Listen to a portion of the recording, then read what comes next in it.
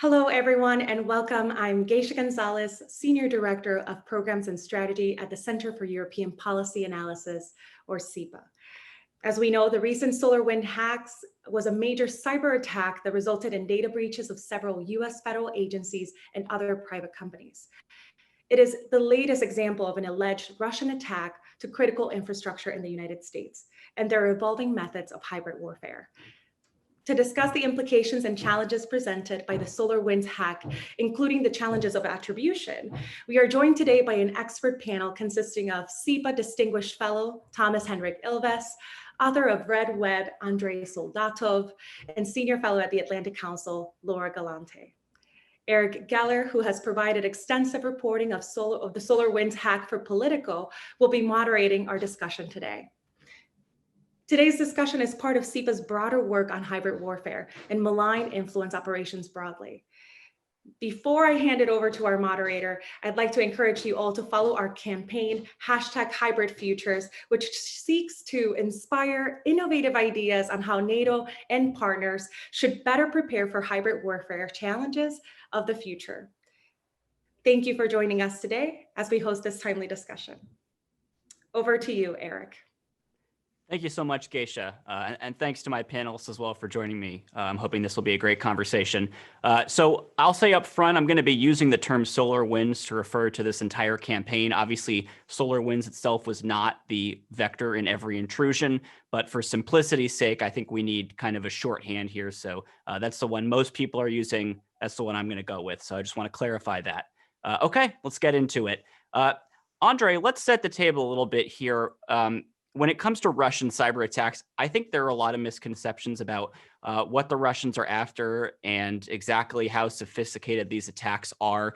Can you sort of help us understand what do most Westerners probably not get about the way that Russia uses cyber attacks to further its interests? Well, it's actually a very good question because this very attack was a sign that some of the strategies used by the West to contain Russian cyber attacks, actually they don't work anymore.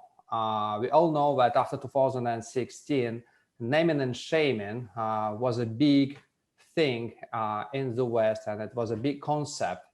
The idea was to to slow down Russian operations and to name and expose Russian state actors. And that was a moment when we got, very first time in our history, officers of the FSB on the FBI most wanted list. They got a very interesting report on the Russian military intelligence activities online. And that was really damaging if you look at 2016 and 2017. Some operations were actually stopped. We got some problems. In Moscow, the FSB disbanded, almost disbanded the cyber unit, and we see some, well, if not purges, but something like that. But it looks like this approach worked only for a few years. And 2 years ago, maybe a year and a half, lots of people, especially at Western embassies at Moscow, I would say European embassies, started to complain that, look, maybe this strategy of naming and shaming doesn't actually work. We all hoped, they told me, that would slow down Russian operations in cyber, and we don't see that happening. And that was a moment when the French stepped up and said, look, maybe we need to do something like a bilateral agreement with the Russians. And some other countries started thinking in the same direction. So we got some sort of confusion, and it's still there. And that was a moment when we got this big scandal with the new big, I would say, major attack. And some people, they ask themselves this question, so why Russia keep doing that? And I would say strategically, it has some logic because, well, Russian secret services, they just make a show that this strategy that was employed against them starting 2016 doesn't work anymore, that there is a void and they can exploit it to the full. Laura, you spent 5 years leading FireEye's global intelligence team, so you've seen your share of cyber attacks. We're hearing a lot right now from policymakers about how this is one of the most significant and impressive cyber attacks in history. First of all, do you agree with that? And second of all, can you just talk about whether it's as special as many people say it is? Because we've certainly seen supply chain attacks in the past. Yeah, thanks. Good question around the larger scope and context of this. So I would take a step back first and really challenge whether we're talking about an attack or whether we're talking about espionage. And I'd put this in the espionage category. What we saw here is a breach of a third-party software that was running with a high level of privileges across a variety of federal agencies. And then, as we know, 18,000 different customers. But what we're more importantly understanding is that this was about getting into a system and looking at probably email, looking at a variety of different documents that were resident in these federal agencies. This is classic espionage.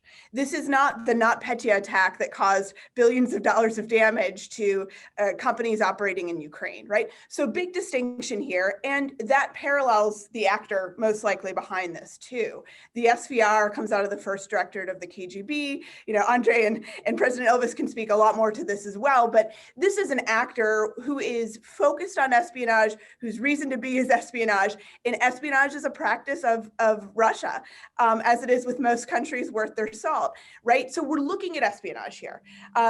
We're not looking at a wide-scale attack from the military agency that's been most active and loudest over the years, the GRU. So I think we start there. In terms of scale, though, and back to your more specific question, the level of this espionage campaign is one that's unparalleled, in my opinion.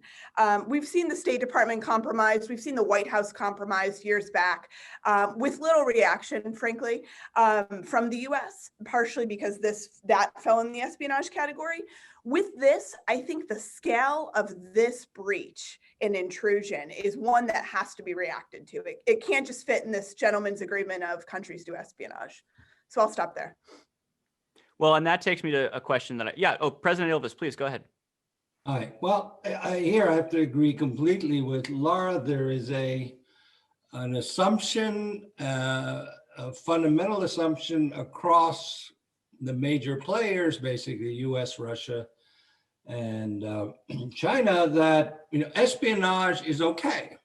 We do it, they do it, and therefore the idea of doing something back is it's hard. I mean, it's kind of we don't like spying, but this is spying and we're not going to go and punish you for spying. I mean, I think General Hayden, who was the only more ever to head both CIA and NSA, said the same thing after the SolarWinds attack. If we discover, or you discover more likely, that there has been, say, a logic bomb, something has been planted, then in fact you can say, okay, this was an attack, therefore we're going to do something back. As to my knowledge, at least, I mean, whatever, I just have the public open sources, but I've not seen that anything like that has been discovered. So we're still in the realm of espionage. Now there is another approach, we do have, can take measures on industrial espionage, which is a kind of a different matter. But state-to-state espionage is something where there's very little for anyone to say. And if you talk about hacking back, which is basically severely restricted, at least in the West, we really don't do that. I mean, the only time I think the US actually officially acknowledged and even boasted about hackbacks was in the 2018 election when the US went into IRA accounts saying, no. But I mean, that's even responding. So in a sense, it's very hard to do anything here in response to what we found until we discover something, or you discover something that was really serious, that would cause harm, or in fact hurt some company, some private entity whose intellectual property was stolen. Yeah, so let's talk a little bit about the politics of responding to this. Most experts sort of describe it the way you do, which is this very careful espionage operation. But recently we've heard from the Biden administration that they see it a little differently. We had a senior White House official calling it reckless and indiscriminate, And we had a Washington Post story sort of previewing that they are trying to characterize this as much more aggressive and serious than espionage. They're clearly trying to distinguish it from the kind of spying that the US government does all the time. And they're essentially saying, look, the hackers might have only really cared about 70 people or however many Microsoft said it was last week. But in the process of getting to those 70 people, we don't know what kinds of critical infrastructure networks they might have accessed. We don't know what kinds of logic bombs, as President Ilves pointed out, they might have been able to plant. And again, this is all speculation on the part of the US government, but they're clearly trying to make this about more than just espionage. So here's a sort of a two-part question. First, is the Biden administration right to kind of draw this distinction? And second, from the perspective of international norms and precedents, is it a good idea to try to draw that distinction in the first place? And that's open to anyone. I'll start that, I guess. So I think that the administration is still getting their hands around what happened, as is everyone. So starting point is, and I'll put it in Brad Smith's words from, now a few weeks ago on the Hill, the only people who know the extent of this breach are the actors or the hackers, right? So we really need to know what happened here. And obviously the Biden administration has the best intelligence sources right now on, and considering the administration was the victim, or at least federal agencies were the victim, they've got the best view into what actually occurred. And that needs to inform everything from there. If they believe that the scale of this is far beyond the pale in terms of a standard espionage act, then I think making that distinction makes sense. But that should also be rooted in what happened to the victim. The second question around, I'm sorry, I need the second half of what you. Yeah, the second part was more about, in terms of setting a precedent, is it a good idea to try to characterize this as more than espionage? Again, that's where it really depends on what happened. But I do think there has to be a response because of the scale of this. And that's where I think the distinction that the administration is probably going towards is you can't have a wholesale espionage campaign like this without some sort of some sort of response from the US here. So that's where they're probably trying to go for this. Is that a good norm?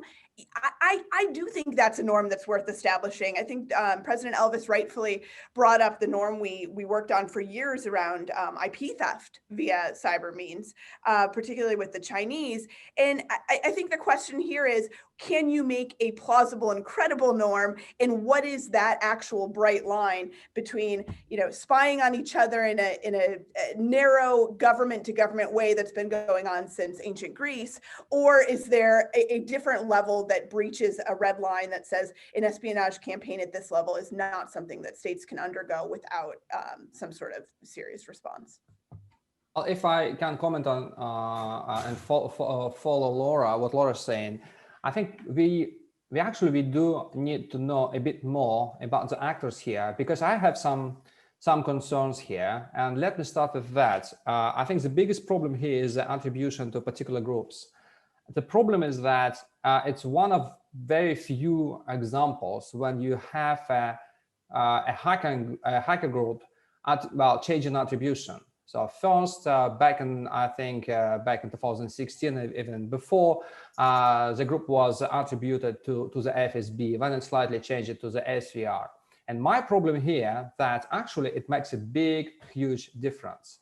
For investigative journalists based in Moscow, we believe in it, but we sort of understand the picture and why, say, the military intelligence is getting more aggressive, and why the FSB is doing and how they're doing things, where they get their strength, what are their strengths. We understand that the tech industry is helping the FSB, and the military intelligence actually is benefiting from the idea that we have lots of polytechnical universities and lots of smart and bright students who have no other choice but to join the army, because otherwise they would be sent to to spend two years or a year and a half in some Siberian regiments, and that gives them numbers and technologies. But the SVR is a very big mystery to me. I've been reporting these things for many years, and to be honest, I never heard of any big cyber department inside of the SVR. So either we're missing here something really big, and that worries me a lot, or we have some problems with attribution. And here, actually, if we have this problem with attribution, that actually that is a way to answer the second part of your question. Because to be honest, since 2016, I was slightly mystified by a very mixed response to 2016 attack, because back then two Russian intelligence agencies were identified, and you have lots of information on the military intelligence. We got a very good report. We have lots of names. We have names of departments, everything. And actually, we got nothing about the FSB. But this part of the report was never published, or I don't know what actually happened to it.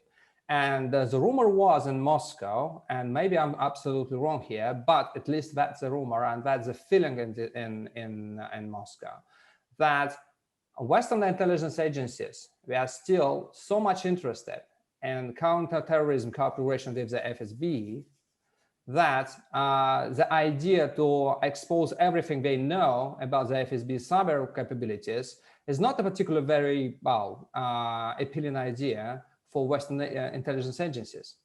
And this new thing that we got with SVR, and we are talking about the SVR now, is taken by many in Moscow as a sign that, again, nobody actually wants to talk about the FSB, because still we need this actor, because they help us in many sensitive areas like Syria and some other places. We still need this counterterrorism cooperation. And that's a big question, actually. So either we're missing something with the SVR, and we have this blind spot about what we're actually capable of doing, or we have some problem with what to say to the FSB and to all this question of counterterrorism cooperation. That's a great point, and I assume we'll see as the Biden administration gets a little bit more precise with attribution, we might perhaps see some more information there, and President Biden might also want to change the overall relationship with Russia, perhaps with respect to counterterrorism. We'll see. President Ilves, you looked like you wanted to say something there. Well, one thing is that whenever I talk, people say, well, what about attribution? And I always point out that, in fact, yes, attribution is, it's not that difficult. You just have to, it may be actually difficult via strictly electronic means, but in fact, countries also, at least big countries like the US, have human intelligence, or HUMINT, with which to find things out. And I think in the case of North Korea, the attribution actually had more to do with HUMINT than it had to do with than actually digital forensics. I suspect that, in some sense, we should not be restricted by strictly digital means. I don't mean go to war, but I just mean that there are other tools that we have. Essentially, we're at an asymmetric disadvantage when it comes to either disinformation or with cyber attacks. If you were to do what was done, say, with Hillary Clinton and Macron for a major political effort, one successful, one not, it was. You can't think in symmetrical terms, because what are you going to change the results of an election in Russia? That's just not possible, right? It's going to turn out the way it's going to turn out no matter what. Even if Putin in reality has lost, he is still going to win the election. And so we need to think in other terms. And I think certainly all kinds of travel restrictions are one way to hurt them much more than say doing a hackback. Once you identify who was involved in this and then work out, this is the other part of this response, work out with the Europeans that basically none of these people can visit either the EU or the US, or if they do, they will be extradited and charged. And so we need to think in those terms now. Not strictly in, okay, we're going to hack back to this entity and do that, but rather think of the tools that we have that are in our asymmetric toolbox is denying them, they're coming to the West, buying a villa, sort of all of that other stuff that we have to think about, and other tools that, we have rejected up till now. For example, adult children of people who have done these things, who love to come to the West and party or buy real estate. All of those tools are in our toolbox, our asymmetric toolbox, to be precise, and we need to start using them. Well, let me ask about collective deterrence efforts, because the U.S. has really tried to get other countries to join in confronting Russian cyber aggression, but it hasn't really amounted to much. And one of the problems for the U.S. is that many of its European allies are heavily dependent on Russian energy production. So I guess one question going forward for this and other attacks would be, how forceful can and should European countries be in trying to punish Russia for cyber attacks when they have to keep the lights on? I mean, how do they square that circle? Believe me, this is one of my questions all the time. If either APT 28 or 29 has penetrated the Bundestag, the German think tank Stiftungen, the Dutch Foreign Ministry, the Italian Foreign Ministry, even WADA, the World Anti-Doping Agency, all in the service of the Russian state, and you don't do anything about it, then you're kind of, not very, you're not trying. So we've seen a little bit of reporting recently about possible response options. There was a New York Times story that mentioned a few things. One of them was, let me just kind of read the quote here. Using cyber tools to reveal or freeze assets secretly held by President Vladimir V. Putin of Russia, exposure of his links to oligarchs, or technological moves to break through Russian censorship to help dissidents communicate to the Russian people at a moment of political protest, which ironically is what Hillary Clinton was accused of doing, which is sort of what kicked off the whole 2016 thing. Andrei, how effective would it actually be to expose Putin's secret assets or his links to oligarchs? I mean, aren't these things kind of open secrets in Russia anyway? And how much would Russian censorship, which you've written a lot about, interfere with average Russians actually learning about whatever the US tried to reveal?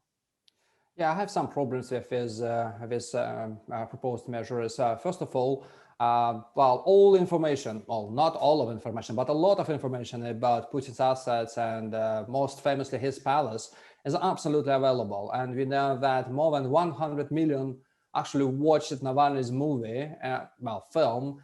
And the most striking figure is the polls done by Levada Center, which is the most respected organization doing polls in Russia. And unfortunately, it looks like lots of people, even people who watched this video, they still quite supportive of Vladimir Putin because he delivers in their point of view, because he delivers them the status of a great superpower, and also because they have this idea that everybody is corrupt, but at least these people, they are staying at power for long enough not to steal now, and the new people, like the opposition, if they come to power, they would steal much more.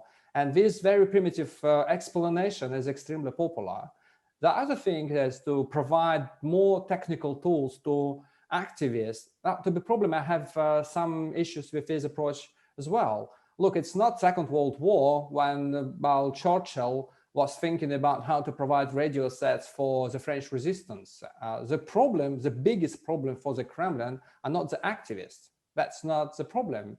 They have not very many of them, and they sort of know how to use the internet if they need to. They all taught to use VPN and all that stuff.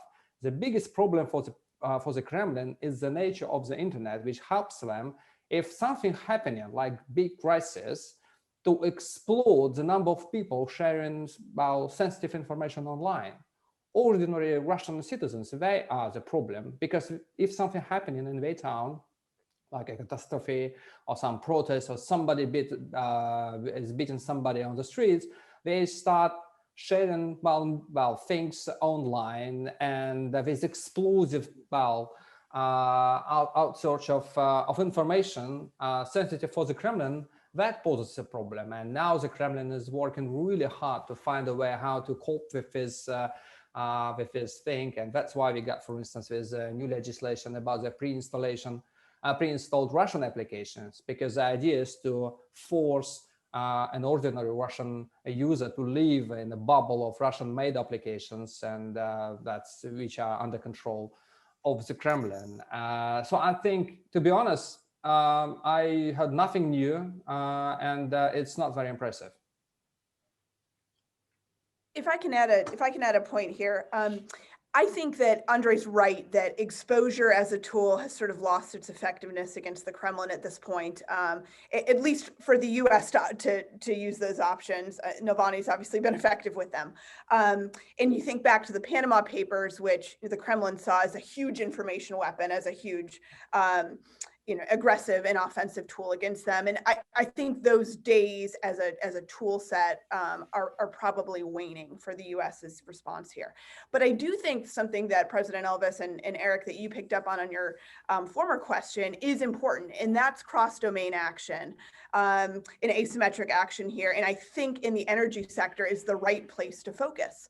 Obviously, the Europeans have been weak on this, especially the Germans, with Nord Stream 2, with the pipeline going from Russia to Germany without having to go through Ukraine, has put Germany in kind of a pickle, and Merkel and Helmut Kohl and what have you have really put them in a pickle on their ability to respond to Russia on the energy front. But it hasn't limited the US's ability to really use a drive towards a combination of green energy tools and even LNG ports that are, of course, in the Baltics, and really almost use the drive towards a better energy economy in the US as an offensive measure to counter Russian power, to counter specifically Putin. And I think that if we're able to talk about our energy response to Russian aggression, that actually becomes a much more effective way to counter the real influence that Putin has had domestically, which is essentially touting that he's given you a middle-class life, and you have a level of economic security that you wouldn't without Putin. And I think that starts to undercut his best domestic message. So I really hope that the Biden administration thinks about the efforts that they're doing domestically and abroad as a counterpoint to Russian aggression in all these different instances, including in the SolarWinds attack. That's actually a very good point. If you are looking into a split in the elites, that's exactly there. Because right now what we see is that the Kremlin found a way how to use the sanctions to support some of the heavy industries in the country. That's why the military-industrial complex is getting bigger and bigger. And metal companies, heavy industry actually is getting more and more dependent on the military-industrial complex. And these guys, they are all in favor of isolation. They are fine with that. But the energy sector, these guys are pissed off, and they are right now at odds with the military people and the military-industrial complex people. So if you want to have some split, that's exactly that. Let's talk about the possibility for escalation, which is something that President Obama was very worried about after 2016. And apparently President Biden is also somewhat concerned about this.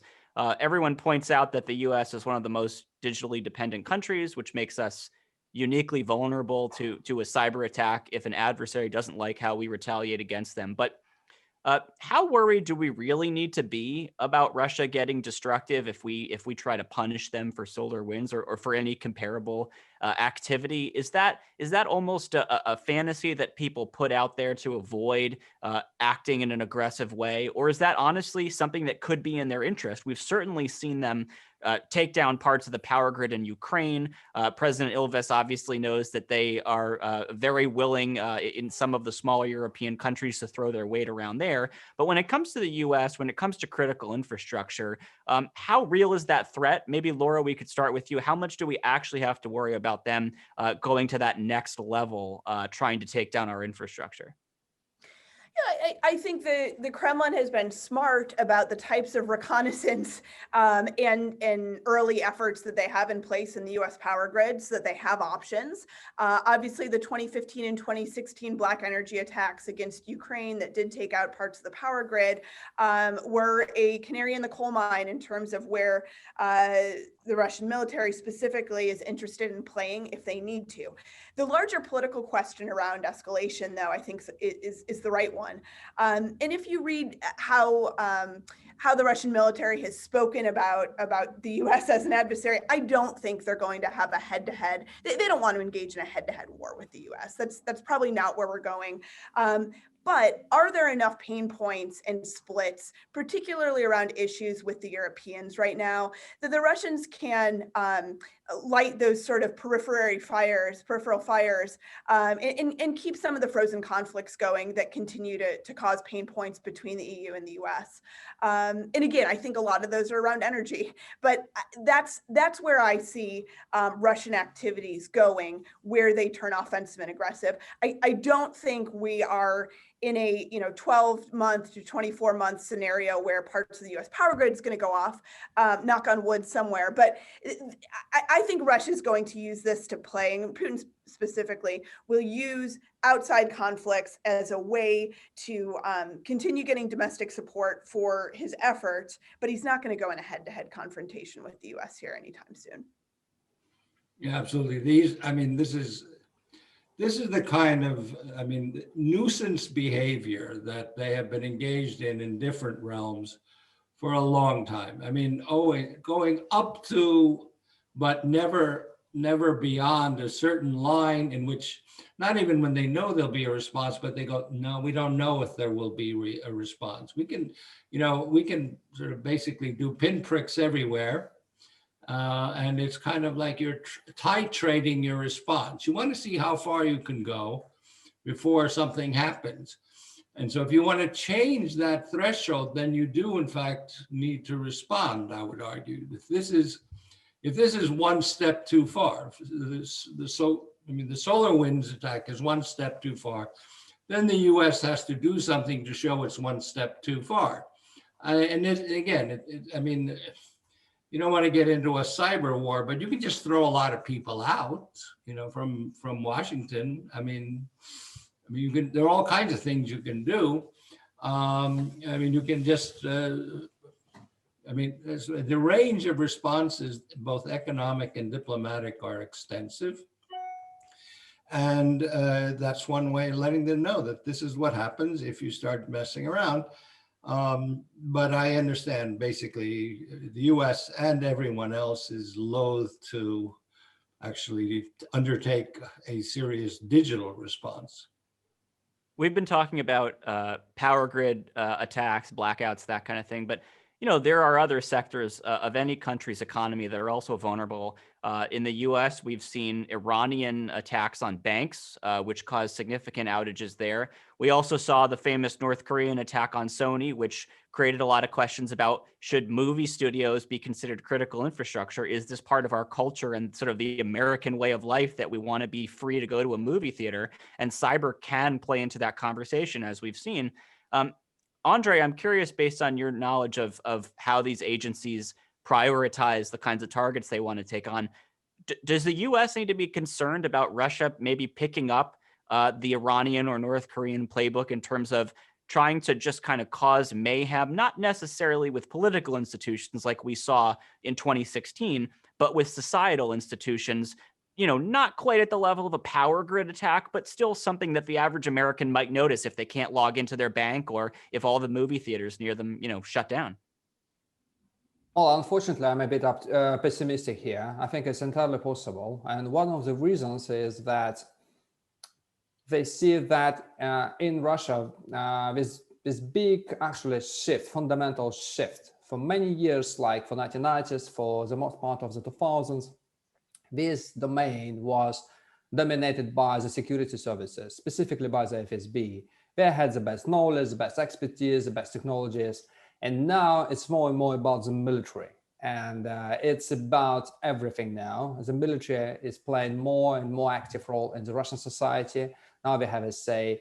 and things about the church. They just built the biggest church in the country, painted green for some reason, maybe because it's a camouflage. They have a say in the questions about our history, which was always very ideological, especially if it's about the Second World War, and it is about the Second World War. They also play a role in foreign policy, and sometimes they are getting against the wishes of the Russian foreign ministry, which is actually losing its ground. And we see this erosion of institutions in Russia, like the foreign ministry is responsible for nothing actually now. And if you want to talk to the Kremlin, you need to talk to either to the FSB or the military to get things done, and not to the foreign ministry, which is actually bad, despite the fact that Lavrov is not the most attractive figure, but at least he had some experts on his side. And if you are dealing only with the military and security services, it's much worse. The other problem is that when we get the military in this domain, they bring with them a very special kind of mentality. And that PSYOPs, they see as PSYOPs, they are slightly differently understand PSYOPs from, say, how the Americans understand PSYOPs. For the Americans, as far as I understand, PSYOPs might be used only in time of war. And the Russian concept of military PSYOPs, you can use these things in time of war or in time of peace, because there is not such a thing as a time of peace. And I think we had a piece with that about this thing with Michael Weiss recently. And it's actually, it's in a written concept of Russian military PSYOPs that, look, we can do that things at any moment, and nobody is off the limits. Yeah, I'll add on to what Andrei's saying there, because I think that's an important distinction in Russian thought versus Western thought in this, and in that you can engage in a variety of information tactics in times of military danger, in times of military threat, to use the Russian terms, right? All the time. And I think the next place in terms of cultural fabric, Eric, to your question, where there's going to be an opening that can get picked at, which is sort of the Russian playbook here, is around I'll use the term wokeness for shorthand here, but wokeness that is spreading to Europe. So the concept that there needs to be a rethinking of race relations and kind of a rethinking of what progress in society looks like is spreading, far beyond the US, right? France is having these conversations, and other more pluralistic and more racially mixed societies within Europe are starting to kind of have the discussions that have been kicked off in the US for the last year and a half here at a much deeper clip. And I think one of the lessons from 2016, which to me is really Russia's first strong and successful foray at picking at the cultural underpinnings of the US at a wide scale. But I think what you learn from that is that the ability, not just on social media, but to define Russian society and Russia goals in contrast to chaos and animosity and unpredictability that happens in the West is now going to be realized with this increased wokeness, if you will, that's going to be happening in Europe. So I think that's where Putin gets to say, we are the traditional, spiritually nurturing nation of Russia. Look what's going on the outside. You need me as your iron fist against what's happening and disrupting all of these societies. And I think there's going to be a variety of operations that can help that, not just in the cyber world, but more largely in the political aims that he will use to achieve that. Let's close out with a fun question that I know everybody's going to love, which is about the idea of digital peace, right? So the U.S. Congress held these SolarWinds hearings a couple weeks ago, and Brad Smith, the president of Microsoft, made the case for a renewed effort to establish cyber norms. He wants to see a digital peace treaty. Folks, is that a realistic idea? Will Russia ever play by any rules, or is this talk of digital peace just naive? Well, that's exactly the language the Russian officials use and has been using for years. They are demanding this code of conduct and cyberspace, and they're lobbying for that like incessantly for many, many years, if not decades. Because what we wanted to have in this conduct is some rules for control of the content. Because what we are mostly interested in, we're interested in political stability in the country, in Russia, and we need to have something to contain what they see as interference from the West, meaning everything from YouTube to CNN to almost everything. And so I don't think it's a very productive idea. It is always, I mean, there have been numerous attempts at this. First of all, just historically, being the old person here, back in the 1980s, the Soviet Union came out with this international information order, which was, the idea was to license journalists. All journalists have to be licensed, and then based on what they write, then I mean you could lose your license. But you couldn't write unless you were a journalist. That's a bizarre idea if you think about it. I mean, it shows how clueless they are. On the other hand, since we've had two UNGEs, which is UN governments, The group of government experts, yeah. right. Both times it has fallen apart precisely over what Andrei said, the demand for control over content, that they're willing to do something on limiting cyber actions, but in exchange, they want control or limitations on content. So, you know, so that basically, you know, the US and all the other participating nations would agree that you would disallow nasty comments about the Russian regime or whatever it does. That's a non-starter. It's not going to go, and it will be rejected by just about every country in the West. And that's why up till now, both of these attempts at UNGE have failed. So I don't see any prospects for this right now until you can separate those two, because it's such a fundamental core value of the West, which is freedom of speech, that it won't happen. I couldn't agree more with President Ilves and Andrei on this, and the psychological definition of what Russia puts forward for years in terms of defining the space is problematic and a non-starter, frankly. But I do think that what Brad Smith's comment was trying to get to, in the sort of kernel of the desire to have a peace treaty, is about the offensive use of this space. And are there ways that the US can not just de-escalate military and offensive cyber operations, but maybe turn the balance slightly more towards the use of cyberspace as a defensive or the upping of defenses within cyberspace, rather than a bellicose militarized domain, which is where we continue to drive, right?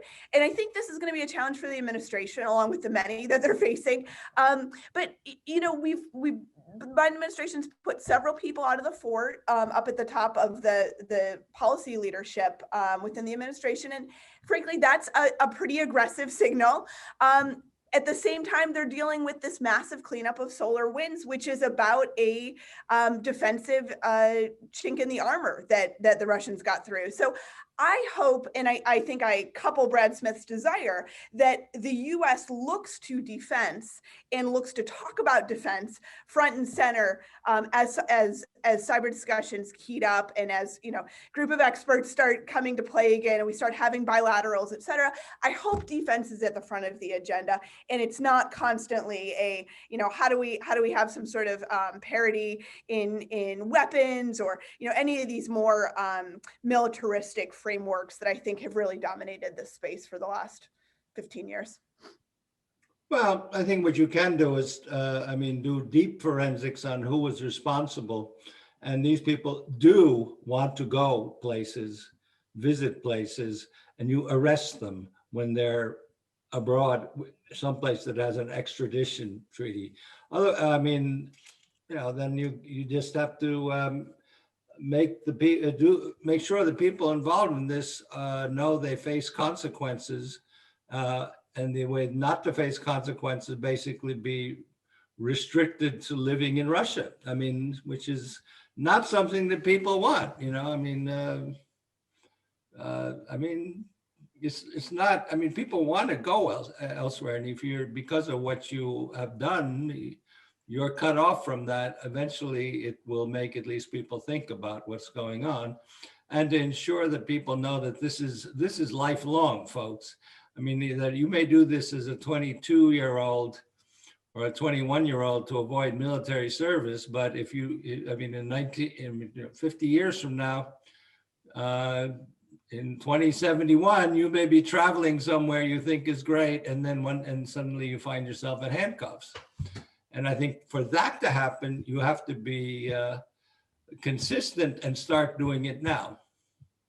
Well, now I'm going to be really eager to see what cyberspace looks like in 2071. I can't imagine 2022, let alone 2071. So we'll have to see what happens there. Thank you so much, panel, President Ilves, Laura, Andrei. Really appreciate you joining me. And to the folks watching, I hope you enjoyed the panel. Thanks so much.